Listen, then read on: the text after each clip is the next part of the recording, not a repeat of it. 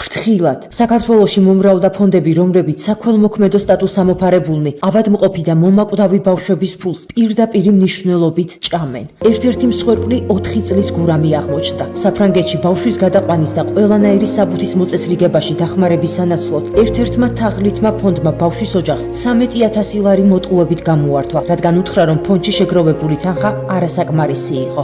ეს ფული რო გადაურიცხეთ, მეთხრა წაგიყვანო, გვაკიდინა ზურჩანთები, ტანსაცმელი ყველაფერი ჩავალაგე და აეროპორტში რომ მივედით, იქ არ დახვდა, გაქცეული იყო.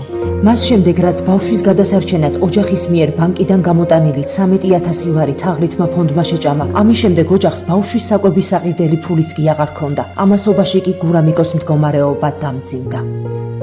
გთხოვ შვილო, დედიკო დამიძახი, დედა დამიძახი და თქინდა მე მოვკვდე შვილო, გთხოვ ერთი სიტყვა გურამი. ჯერ 24 წლისა ვარ და ყველაზე უბედური დედა ვარ. ასე მგონია რომ ყველაზე უბედური ვარ ამ ქვეყნად. გურამიკოს საშინელი დაავადება ჰიდროცეფალია დაუდგინდა. არც საუბარი შეუძლია, არც სიარული. დაჯდომასაც კი ვერ ახერხებს. კრუნჩხვების დროს კი ბავშვის სიკვდილის პირას მიდის. საქართველოში მკურნალობამ შედეგი არ გამოიღო.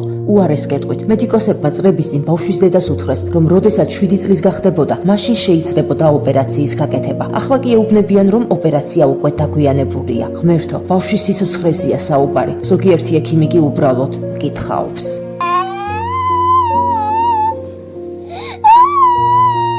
ეს კი გურამიკოს დაიგო 1 წლის ლიზია. გოგონას ფაფა გაუთავდა და შიმშილის განტირის. მოხუცი ბაბუა კი პენსიის აღებას ელოდება, რომ გოგონას ფაფა უყიდოს, გურამიკოს კი პამპერსები. საბრალო კაცს სიბერის წრები გაუმწარდა. გურამიკოს სასწრაფოდ საზღვარგარეთ არის გადასაყვანი. ღვთისმიერო ადამიანებო, მოდით ჩვენ აღვდგინოთ საბრალო დედას თაღლითი ადამიანების გამო დაკარგული რწმენა. ჩვენ გადავარჩინოთ გურამიკო.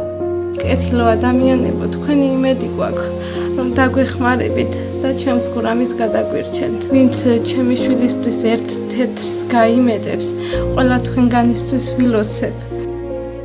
გადარიცხეთ ნებისმიერი თანხა ჩერნოვეცკის ფონდის ოფიციალური საიტის მეშვეობით.